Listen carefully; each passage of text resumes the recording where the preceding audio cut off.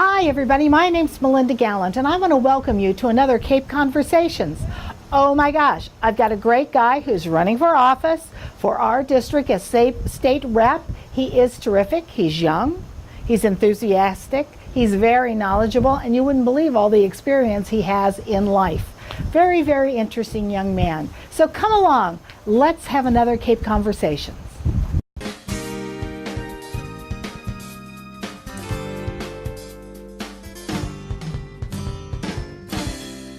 Hi everybody. Oh my gosh, I'm so excited to be sitting out here in a kind of a dank, gloomy Cape Cod day with lovely cool temperatures. Thank you, Lord, it's been so hot on Cape Cod.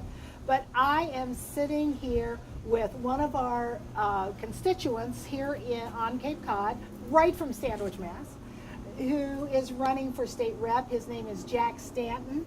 Hi, Jack. Hi, Melinda. Thank How you so much for having me. Are you okay on this day? I'm quite all right with this day, and I'm a New Englander, born and bred, so this is just part of the game. So tell me, you are a New Englander. So where were you born? I was born in Fall River, Massachusetts. Yeah. But Fall Reeve, as we like to refer. Fall Reeve. That's where my entire extended family is from. Yeah. But spent pretty much my entire life here on Cape. Moved to Sandwich when I was 6 years old. Is that right? Did you go to schools here? I did. Oh my Started gosh. at the Henry T. Wing School. Graduated from Sandwich High School in 2010. And did you go to college? Yep. I attended the George Washington University down in Oh. Washington, D.C. Wow, good school. Yeah. Yeah, really good school. And when you were down there, what did you study? I was an international affairs major, Yeah. And then I had a concentration in comparative political, economic, and social systems. Excellent. And then you went off and did other things. I did. Have been working in the development sector for the past couple of years. Mm-hmm. So I worked 2 contracts at the World Bank Group. Wow. And most recently, I was working for a research consultancy in Mozambique in southern Africa. Wow, that's terrific. And was that an eye-opening experience? Absolutely. I mean, I've spent a pretty significant amount of time living overseas ever since I left Sandwich. When I was a junior in college, I spent that entire year overseas. I did a semester studying in Dakar, Senegal, in West Africa. I spent a semester on exchange at Sciences Po, French university in Paris. Do you speak French? I do speak French. Oh my gosh, Yeah. fluently? More or less. Yeah, I took a lot of my coursework in French my junior year. Yeah. I had an internship where I was great. working in the language, and so when Excellent. you actually have to use it and go to another country, It's a good reason to learn it. You pick it up pretty quick. Yeah. Excellent. So, okay, I have to ask the question. You're young, you're good looking, you have potential beyond belief. Why in the heck are you running for state rep?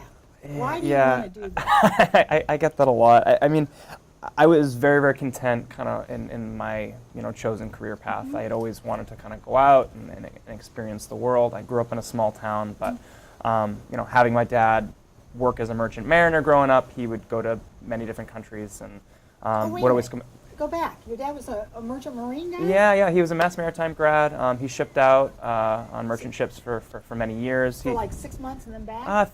3 months, 4 months, upwards of 6 months. Yeah. And then he did. he'd come back and stay? And then he would come back. When I was around 5 or 6 years old, he ended up getting a job as a chief engineer for the Steamship Authority. And so that was kind of what brought us to the Cape. I see. So that particular job. Excellent. I interrupted you. Why are you running? I get that question a lot. Why would you want to get involved in anything political? And I think that's what we see, nationwide. When I think of politics on the national level, people are kind of frustrated with this sort of like toxicity that sort of permeates our political system right now, especially when we have such issues of consequence that are affecting all of our lives. I was very happy in the current career trajectory that I was on, and kind of wanted to go out into the world and kind of have an international career in that sense. But kind of looking back into my own community amidst this sort of like toxic national backdrop, I saw a lot of challenges. And when you kind of localize that and find out that the majority of the issues that impact all of us as Cape Codders are things that really don't divide us, right? Right. That's absolutely true. I don't That's think absolutely true. Sometimes we have a hard time dividing it up, though. Separating it. Absolutely. Absolutely. But I saw the community that I grew up in and members of this community that I grew up with, my contemporaries who I went to school with, that I grew up with, who have stayed on Cape or relocated back to the Cape. And you're finding that their lives are extremely difficult. The Cape is a really unique part of our state with a very unique set of challenges. And what I don't see is sort of a 50 to 100-year vision of what is this place going to be like in the future. How can we best prepare ourselves to make it so this continues to be a habitable place for regular people? It has this perception as this like wealthy vacation destination, and that's not the reality that I would say the majority of Cape Codders face. So amidst all of this toxicity nationwide, and then seeing a lot of challenges here at home, I was frustrated by the national climate and kind of wanted to dig in and do something positive, and a place that I've spent my entire life and has given me a tremendous amount of opportunities. So. Well, it's an excellent reason for sure. So, okay, so you're running against somebody who's very well established, Sure. who's been there for a while. Sure. And some people think if somebody's been someplace for a while, that's a bad thing, but it isn't necessarily. A lot of people shout out term limits. And I don't know, I think sometimes it takes you X number of years just to get in the groove to be able to have enough power to be able to impact your area. Absolutely. And there's something to be said for institutional memory and knowing how to navigate the system in order to be able to effectively represent your constituency. What I will say to that is I believe in new energy as well. I think that you can get stagnant. And when you look at the makeup of the legislature, I mean it's in the House side, which is where I'm running, there's 160 seats. I think only half of them had challenges this year. And you need to have an infusion of new voices and new ideas in that system in order to kind of move things forward in a progressive direction. I think that when we look to the Cape, it's important to have new voices from people who have grown up here to kind of advocate for that kind of future that we're talking about. Sure. So what are your big issues that if you were elected you want to try and tackle? Fortunately Massachusetts, we call Massachusetts, my family who moved from the Midwest here many years, 38 years ago, we call this the bubble state, right? Because it's not like any other state. Yep. Because we do have somewhat of health care. We have a Republican governor who kind of sometimes seems like he could be a conservative Democrat. Yeah. I wouldn't say that to him. He'd probably faint. But needless to say, we have a lot of issues that we've already started to tackle. We have a Republican governor and an overwhelmingly Democratic legislature. Yeah. But at the end of the day, you have two that talk to different parties that are able to work together and talk to each other. And I think that's a good example for the rest of the country. With that said, I think Massachusetts has been a leader since the first shot was fired. Yeah. And Yes. we really need to be aggressive in pursuing policies that will improve the lives for people all across the Commonwealth. And the state has a big role in that. Now, when we talk about the Cape as a unique geographic region, given the unique challenges we face, I think the state can be doing a better job of helping ameliorate the sort of quality of life issues that we have down there. So when we talk about transportation and the fact that when us living here in the Upper Cape, you can see the bridge in the background. There are people that live in this community that commute back and forth to Boston every single day. Of course they do. When was the last time you had to commute to Boston? And what does it take you to get up there? It's not that far. Don't even. It's 50 miles and it takes forever. Yeah. An hour and a half, 2 hours. And that's at a good pace. Transportation-wise, our community has more in common with Dorchester than we do with Wellfleet. The Cape, we talk about the Cape, but the Upper Cape is a unique part of that. Yes, This district encompasses most of the Upper Cape. And why don't we have a transportation system that can get people to the city? Right. We have to drive 35 minutes to get to the nearest commuter rail stop. Right. Why aren't we having a conversation about helping our transportation system? So transportation is important. Transportation is definitely a big one. What else? Environment. There's a reason why we all love to live here down in the Cape. It's a unique geographic region, and the environment is very much tied into the economic health of the region as well. People come down here to stay because there's good leisure activities. People come down here for our beaches. People come down here to get away and to be a part of nature. It's a dynamic region where you are in touch with nature by virtue of the tides and the way the moon is. And I think that when we discuss environmental issues, they're extremely profound. I mean, we have a wastewater problem, which the state has a huge role in helping fund this issue. It does now, certainly. Absolutely. And so, when we're looking at the 208 plan and, where the state has to kick in, we need to kind of have a large stake role within that. When we talk about climate change, it's profoundly frightening. I mean, this past winter, you saw some of the storms that we were hit with. These were just nor'easters that had some of did the sort of damage that a hurricane would do. Absolutely. So what happens when we're actually hit with a hurricane? I mean, I live in East Sandwich, and so my part of the community was completely cut off from town.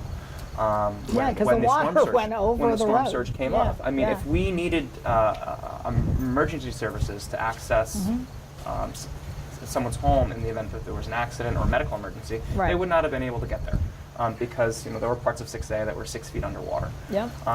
Now, scientists say that by 2050, sea levels could be 1 to 1.5 feet higher than what they are now. Provincetown, you're going to be standing in ankle-deep water. I mean, look at Sandwich.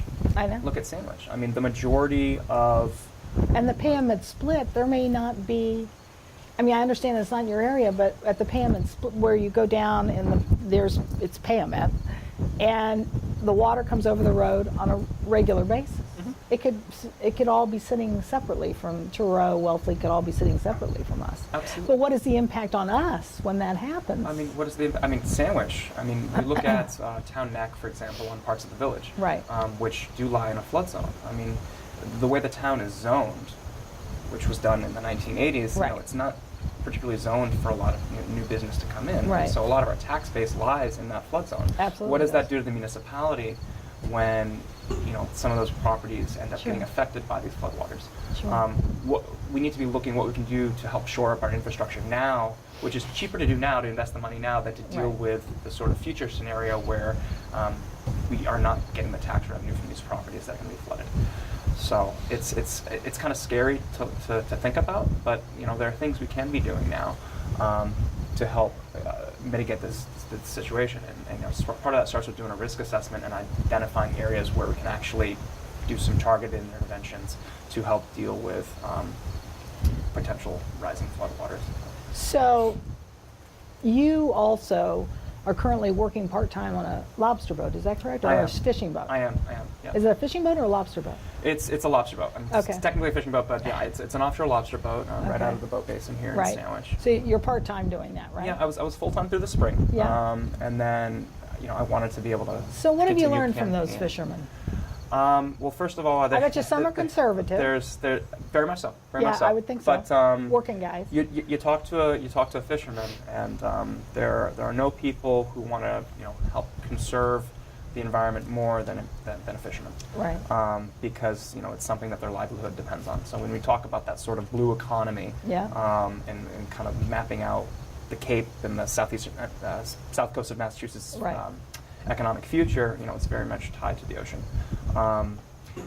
I have a lot of respect for what they do. I Right. mean, It's a dangerous job. It's probably, I think it's rated the second most dangerous occupation aside from being like a lumberjack. It is very dangerous. I go out to sea for 5 days at a time, working 15, 16-hour days. Typical day, we'll wake up at 4 o'clock in the morning, eat something real quick, have a cup of coffee, and we're up on deck working right into the evening. Don't get much sleep. It's all heavy manual labor, but at the same time, you get to experience nature in a way that I think is pretty impactful. I mean, some of the sunrises that you see I out would there imagine, yeah. are magnificent. You'll be setting out a trawl and you'll see a whole pod of dolphins come up right alongside the boat, and so it's also nice to disconnect. I mean, I don't have cell service 120 miles south of Nantucket, so it's That would be a good thing, running for office, I would think. yeah. Well, it lets you think and Yeah. unplug. Well, it keeps all the people that are working with you to get you elected quite busy, I would imagine. They Yeah. surely don't love it. No.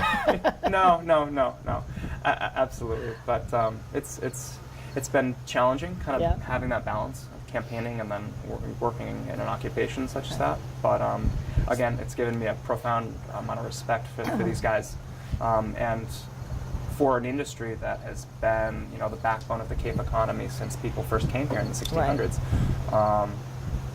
Yeah, we need to support our local fishermen, and just have a lot of respect for when you go and order that lobster roll or Right, that right. lobster in a restaurant. So. Right. Well, tell me though, so you will represent Sandwich and parts of Bourne. Yep. And parts of Plymouth. And part of Barnstable. So the And 5th part of Barnstable district It's kind of an comprised. odd redistricting. It's a very large geographic area. Yeah. It encompasses all of Sandwich. all of Sandwich. I don't know why I Yes. thought South Sandwich Yeah, wasn't included. all of Sandwich. 2 precincts in Barnstable, so West Barnstable and Marston's Mills. Yeah. 3 precincts in Bourne, so part of Monument Beach, part of Buzzards Bay, and Sagamore Beach. Yeah. And then 1 precinct in Plymouth, which is the Ponds area I gotcha. of Plymouth. So you have to be going everywhere right now, right?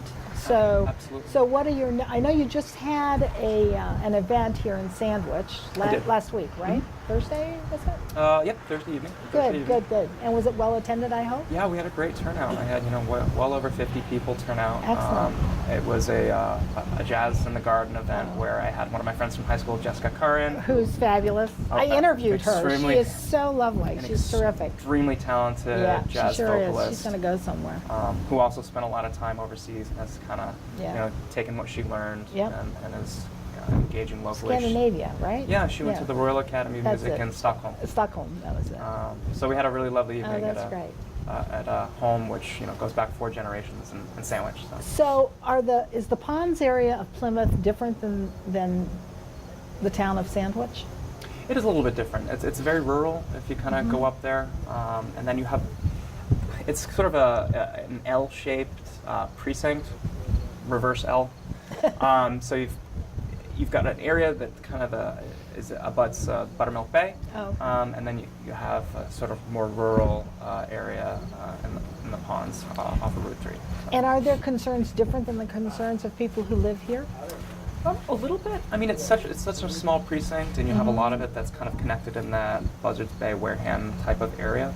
I think a lot of the concerns of the Upper Cape and the South Shore are sort of shared, and so it is sort of part of that district in terms of issues. So. All right. It's election day, it's election night, it's the next morning, and you won. What are you going to do? What's the first thing you're going to do? The first thing I'm going to do, I don't even know. Well, you're going to get a team around you, right? I'm definitely going to get a team around me. I have a couple ideas of individuals who I would hire as my legislative aide. I definitely start setting up meetings with people. I have pre-existing relationships up on Beacon Hill. Oh, with you people do? I can start working with that's on day wonderful. one, which is great. Yeah, that's good. I've reached out to a lot of folks just to get some insight on what it's like up there. I have Yeah. a cousin who worked as a legislative aide, and so I've got a good sense of how to sort of navigate the hallways of Yeah. the State House thus far. But it's going to be a lot of work just to do the prep Right. to get up there. It's a job that has an incredible amount of responsibility, and if I'm lucky enough to be elected, it's not something I'm going to take lightly. So there's going to be a lot of prep involved before getting up there, but I'll be ready to hit the ground running if I do. Well, I guess maybe another question would be, what are you going to do different than Randy has done since he's been up there so many years? I think on one hand, I mean, definitely long-term strategic thinking for this region. I don't really see that right now, and I think that's important. Part of the job is, of course, you're going to try and get legislation passed, and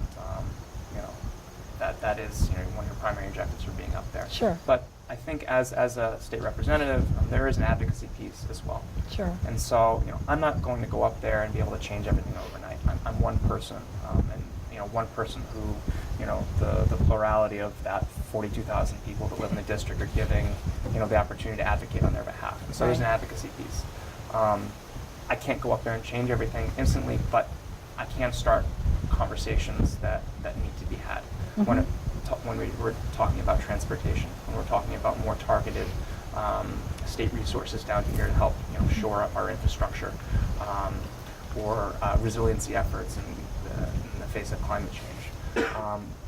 talking about certain things within the state that need to be changed. Public records law, for example. Did you know that members of the legislature and the corner office are not subject to public records law right now? You can't, their emails, their committee votes, that's not all public information. You're kidding me. No. And so that's something that I've discussed. Not even under the Freedom of Information Act? No.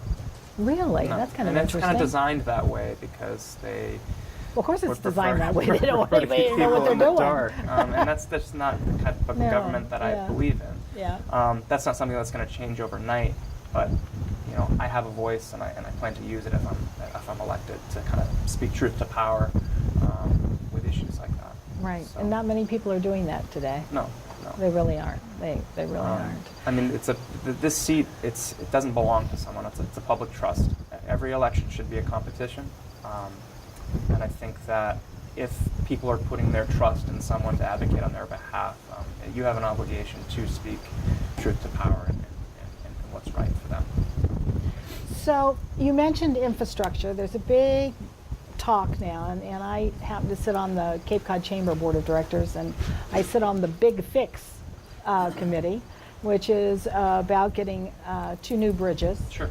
I'm hoping they'll be in my lifetime. I don't know. We can They only- say they're 10 years out, but by the time they actually get started, and, Right. and a lot of it has to do with, everybody blames the Corps of Engineers, which you can a little bit, but it also has to do with the state, because the state has to reconfigure everything up to the bridges to make it work. Mm-hmm. So how do you feel about that? Are you for or a proponent of that? Most of the money will come from the feds. Some of it may be public-private if it would be a toll bridge, Sure. which would mean that some people who live here, you have a transponder, and it would be free for you to go back and forth across the bridge, or $1 a year, as opposed to our friends, our visitors, who would have to pay.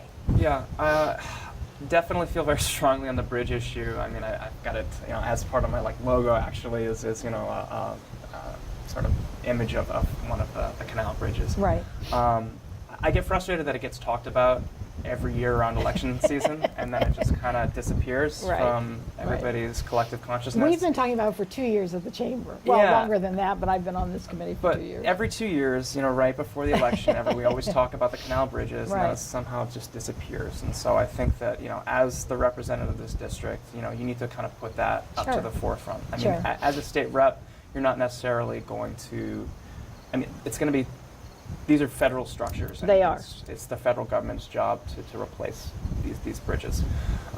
With that said, that advocacy piece that I had touched on earlier, you have a voice and you need to be talking about this consistently. Right. This district has the Sagamore Bridge and the off-bound lane of the Bourne Bridge Right. square within the bounds of the Right. district. And so it's very much impacted people on both sides of the canal. That's right, both ends.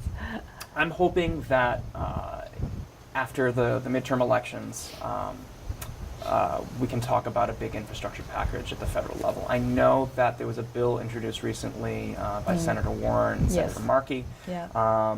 dealing with Markey is for the very much for the very much. replacement, and Yeah. they're actually approaching it from the angle of money for evacuation runs. That's right. And That's right. Because would you if- want to try to get from East Sandwich over that I bridge? mean, can you And- imagine? I mean, yesterday was the Falmouth Road Race Day. Right. So it was not only Road And we Race were Day, but coming it was a back Sunday. watching the People going traffic. off Cape, and It was so I crazy. mean, it was backed up to Yeah. exit 5, exit 6 at one point. I know. Crazy. I mean, it's so if you actually had a scenario where you had to get everybody off of this Right. man-made island that we're on, Right, I mean, that's right. kind of what the Cape Yes. is. Yeah. It'd be horrifying. So we need new bridges. We need strong advocacy to kind of keep this out in the public light, and let's pray that after the midterm elections we get some new leadership to kind of push this issue along.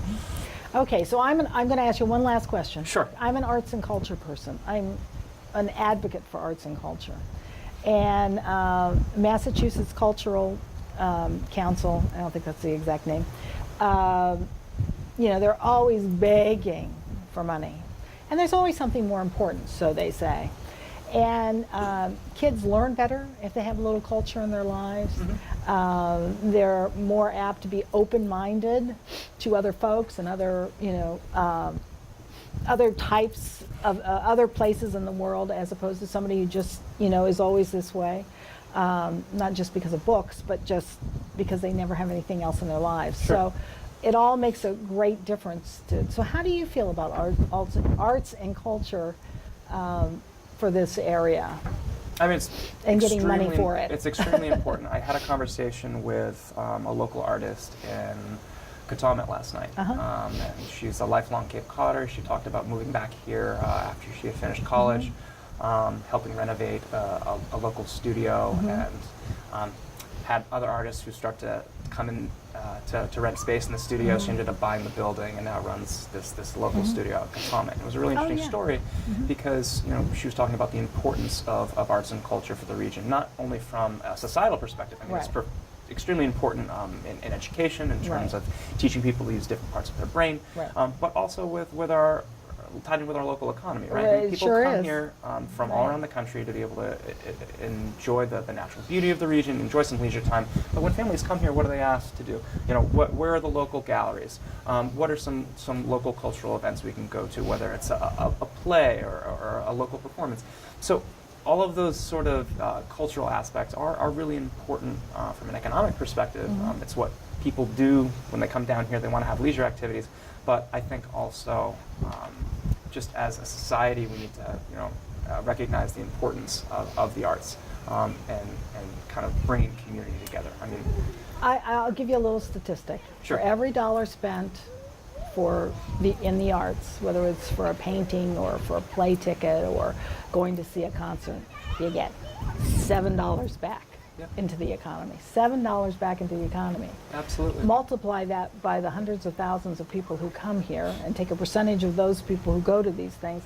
That's a lot of tax money for the state because they get some of that money. And I wish people would recognize the return on investment that the arts actually have for our communities. And so it's definitely something that I feel strongly about. I mean, I saw you last week at the Arts Alliance event. So it's definitely something that I've always found to be important. I have a brother who wants to be an actor. He's living in New York right now. Oh, good for him. I have a grandson who's going to be a famous actor someday. So I keep telling him. Yeah. Well, good for him. I hope he gets in something. Is he off Broadway or anywhere yet? He wants to do TV, but he's trying to get auditions wherever he can. Right. Excellent, excellent. Well, good for him. Tell him that somebody on Cape Cod wishes him great luck. Absolutely. All right, or to break a leg, I should say. Anyways, thank you so much, Jack. You're a delightful person. Thank you for having me. I wish you the best. I appreciate that. And go get him. Thanks so much. Thanks. Thanks, Melinda.